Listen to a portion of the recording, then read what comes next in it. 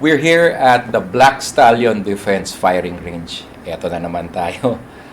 Bang-bang na naman tayo with none other than my good friend, Mr. Mark Fucanan, lead instructor ng Black Stallion Defense.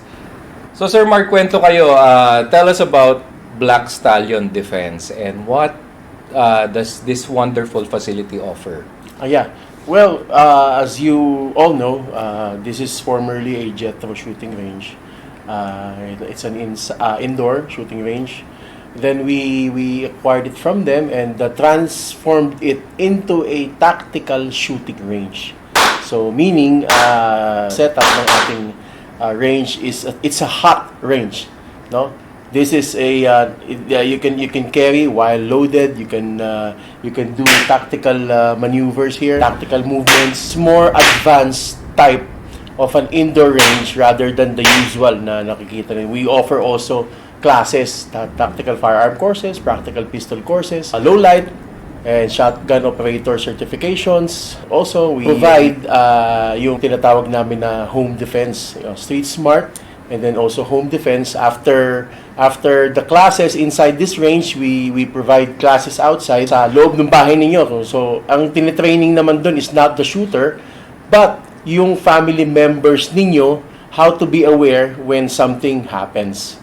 So, before you go to that, you train here, and then if the shooter is already trained, that's the time we train your household. That's the program. First time ko lang nakakita ng unang-una, first time ko nakita ng VTAC barriers. And the nice thing is, it's a hot range, guys. So, ito na yung, kung naririnig niyo, if you're following Manila Sentinel, stay hot and reload. That's my personal philosophy. So, finally, we can get to do it right here at Black Stallion. So, ano yung naging motivation ninyo to establish because this is the first time I'm hearing of an indoor range na pwede pang mag-hot range policy. Yes. Well, as a shooter, no, since 1994, I've been through many shooting ranges and then ang daming bawal eh. So I understand kung bakit ganun, no, yung system nila. But then it only means na yung mga tao within the range are not trained. So pinag-aralan namin maigi yun kung how to avoid that and how to avail na gusto ko pumutok, pero gusto ko pumutok ng low light. Ayaw naman pumayag ng shooting range, patayin lahat yung ilaw. Pero dito, we allow that, no? We let them use yung low light techniques natin, utilize the tactical lights that you have in your firearm. Siyempre, yun yung real world scenario eh. And then you wanna be trained with that. Gusto mong matuto, minsan nga may pupunta dito, nakapajamas pa. No? Nakapajamas, may dalang una, nandun nakalagay yung baril. So, it's okay.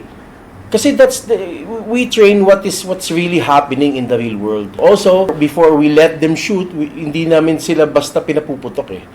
Ina-assess namin, is this your first time or do you need some coaching? So, we try to introduce the 4 rules of gun safety, the fundamentals of firearm.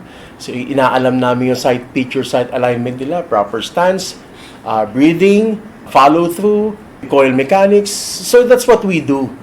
We make every bullet, every ammunition that you buy here, we always make it count. You just don't buy bullets here. You just don't buy ammos.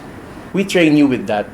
It goes with when you go inside in the shooting range. I have to agree. Ang personal philosophy ko kasi, every time I train sa range, meron akong minimum 50 rounds like yung dot torture drill.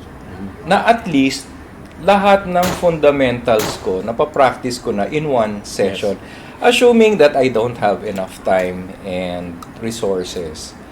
The nice thing about Black Stallion is it's right here in the middle of the Ortigas Central, yes. Business District. Well within the city limits tayo. It's an indoor range and I'm sure marami tayong paumanhin sa term gun owners na kinakailangan pang mag-train, kinakailangan mag-practice sa kanilang mga gamit. And why not? This is the perfect place to be, di ba? Yes. What do you have to offer in terms of variety? Gun rental? Meron ba tayo nun? Yes. Right now, we have a Glock 17. We also have a Jericho. 1911 9mm and Tokarev, no? All of them 9mm. We also have 4 shotguns on board.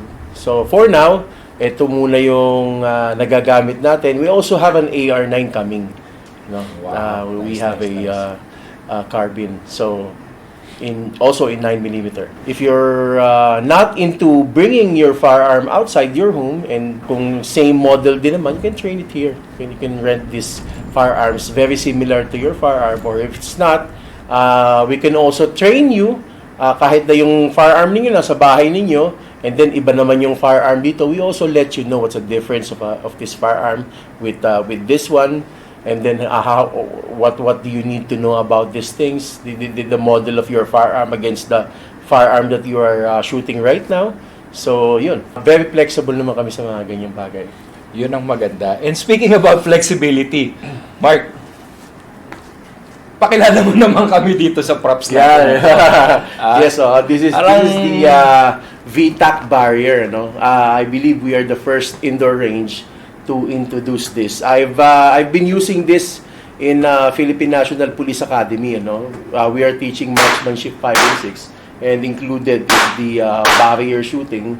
So this is a Vikings tactical barrier introduced by Kyle Lamb.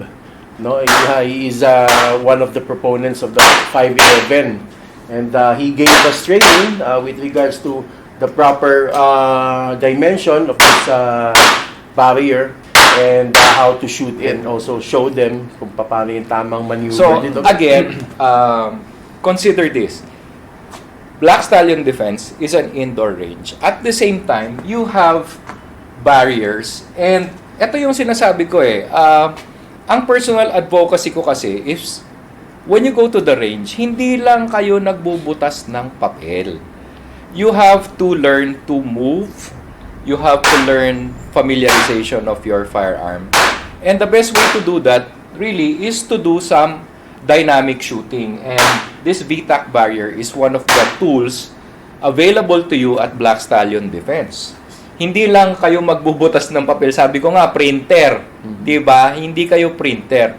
Shooter kayo. You mentioned practical shooting. How do you make that possible? Well, practical shooting really is the usual shooting that you see, no? Parang IPSC style. We introduce shooters first with that before we move to the tactical. We let them drop their magazines. We shoot while standing, no? So that's the practical mode of shooting. After that, they're interested to learn more. Doon naman sila sa tactical. It's an IDPA style na shooting. Siyempre, you shoot on cover or while on move. You reload while on cover, and then you utilize covers, no? And then you also always cover your firearm. Hindi siya exposed. Kumbaga, concealed siya. So, yun naman yung tactical style. Marami pa. And then also we introduce yung malfunction management. Kasi yung iba, shoot ng shoot, fire ng fire. Tapos pag merong malfunction ng firearm, tatawag ng RO. You cannot do that in real life. You also need to learn yung malfunction management. Bihirang-bihira dito sa Philippines yun yung to be able to perform your reloads, dapat On cover. behind cover, di ba? Yun yung mga ganon. Tapos, bawal mag-drop ng magazine. Yes. Yung mga ganon. So, you should try it. IDPA, are we licensed to use the IDPA? No, not really, sir. We're just using the style. The style, IDPA Yeah. style. Just to be clear, IDPA stands Defensive for style. International Defensive Pistol Association.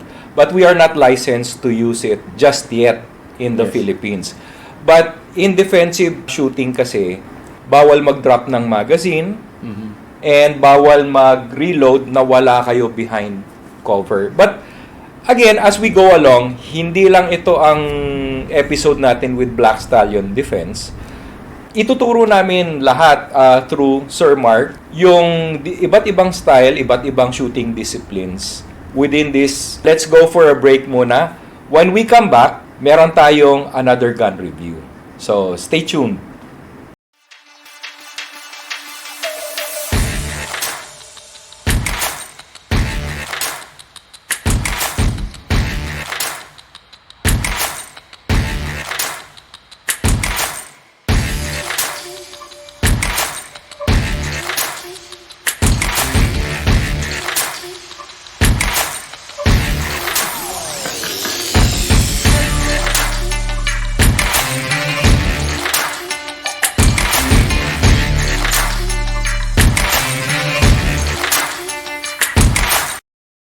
Okay, as promised, we're still here at the Black Stallion Defense Range. What we have here is a Jericho 941 FS. Now, this is an all-steel pistol. Mid-size, you can consider this compact, 9x19. And initial impressions, although it's compact, it has a little bit of heft dahil steel frame and steel slide. The Jericho 941 is considered to be one of the CZ75 clones in that it has a long double action pull and hammer-fired pistol siya. So, ibig sabihin, the first pull mo is double action. So, medyo mahaba na double action pull. And subsequently, pag nag-cycle na yung pistol, you go to the shorter single action pull.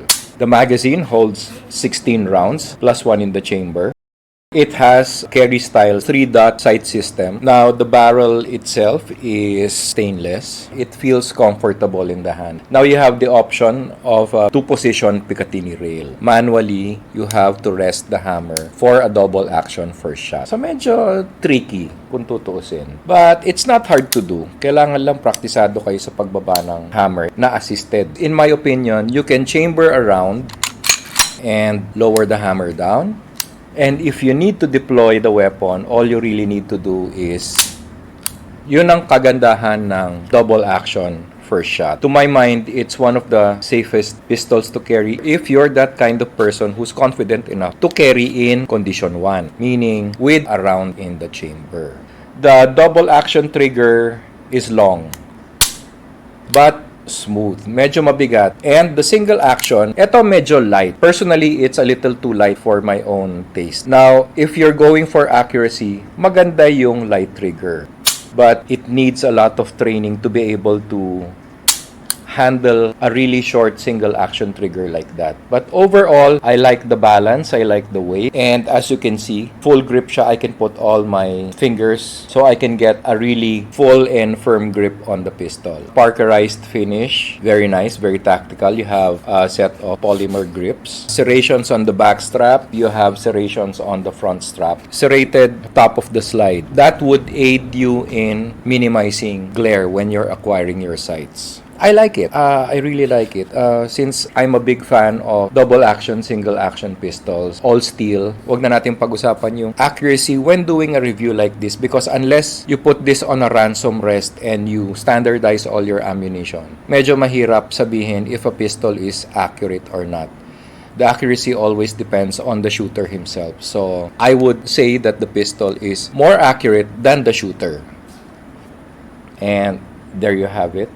The Jericho 941 FS compact pistol in 9mm.